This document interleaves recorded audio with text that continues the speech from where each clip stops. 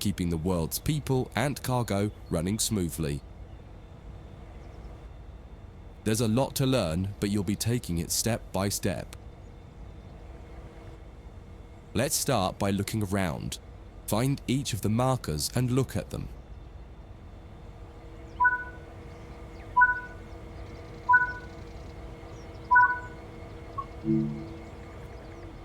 Before you get to the trains, take a quick tour of the facility here and learn the basics of moving around on foot.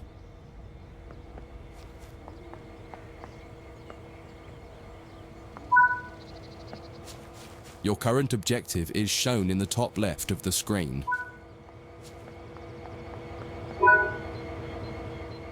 You've just been awarded some action points. These are displayed in the top right corner of the screen and count towards your overall experience level for the game. This is one of the many route tasks you can discover.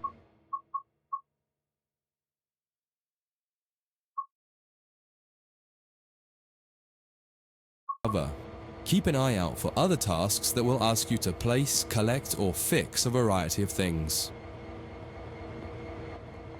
Head into the main building to continue your induction.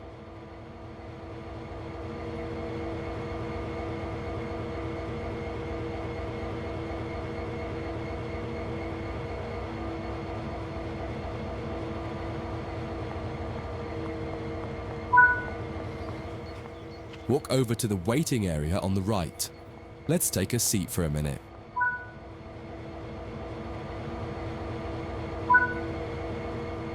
You can pause at any point to review objectives and a lot of other information about what's happening at the moment.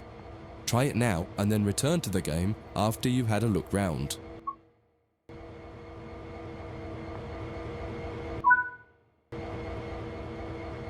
Now that you've covered some of the basics of moving around and interacting with the environment, let's take a walk through the building and find the trains.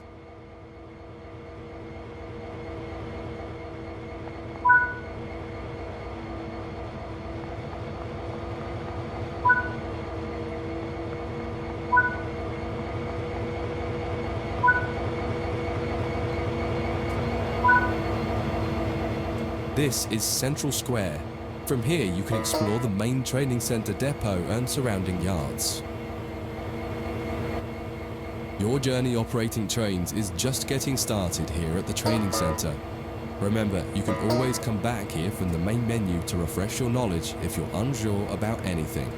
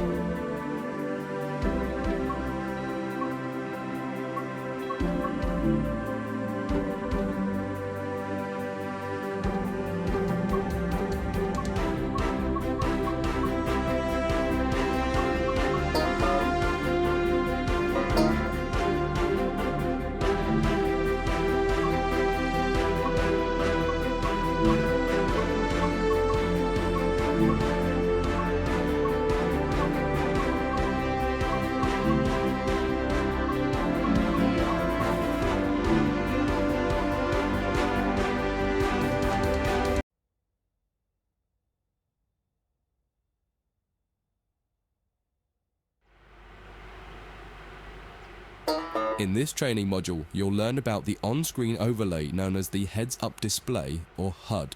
You'll see it when you're in control of a train. You can configure a range of parameters for the HUD that affect how it looks in the game settings. In this tutorial, you're going to take a look at the two main types of HUD and make a first choice of which one you prefer.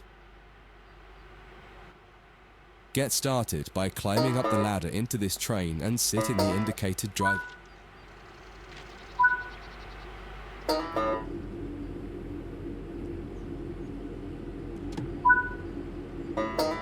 Welcome to the most important seat in the train. Before you can start learning how to make the train move, you're going to need to understand what the HUD is telling you. There are three types of HUD. The one you're seeing now is the normal HUD. You'll learn that first, and then take a look at the minimal HUD next.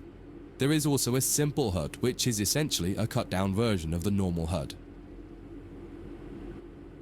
The HUD is a guide to show you what the train is doing, how you're doing, and what your next objectives are. You can tune what's shown here using the game settings. The main part of the normal HUD is the speed display in the bottom right. Your current speed is indicated by a white bar that will appear on the outside of the speedometer, and there is a red mark that indicates the maximum permitted speed. This is the direction display.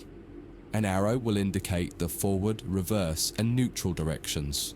A cross, or X, means the reverser is currently either not inserted or in the off position.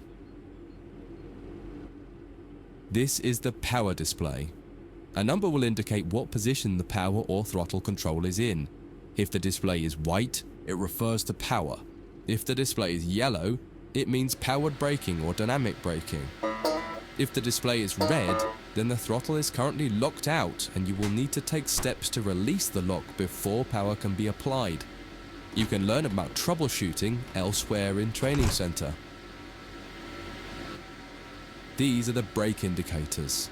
The exact one shown will vary by train and will often be visible in the train itself on the various gauges.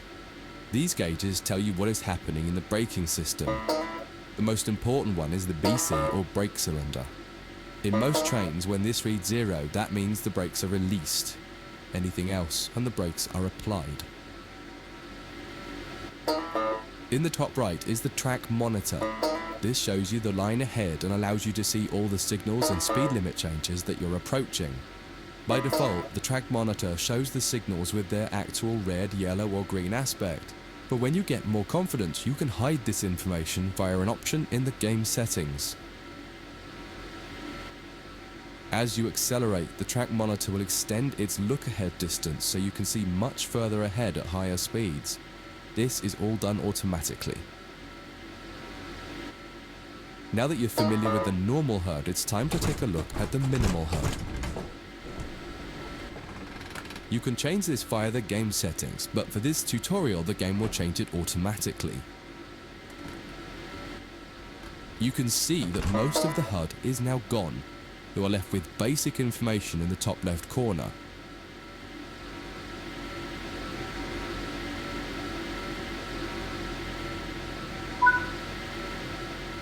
The minimal HUD immerses you in the experience of driving the train. Use the train's real gauges as much as possible. In the top left corner, you will see the information about your next objective and some limited information about what the train's doing, such as your current speed, the speed limit, and the gradient. Use the game settings to add and remove information from the minimal HUD. With less information, you'll find driving more challenging, but also more immersive and rewarding. Experienced players might prefer the minimal HUD, especially when driving from the cab view. The normal HUD is ideal for newcomers or anyone who wants to drive from an external camera. You can switch HUDs in game settings. Do you want to start with the normal HUD or minimal HUD? That concludes this module. If you wish to replay it, you can come back to it at any time via the Training Center.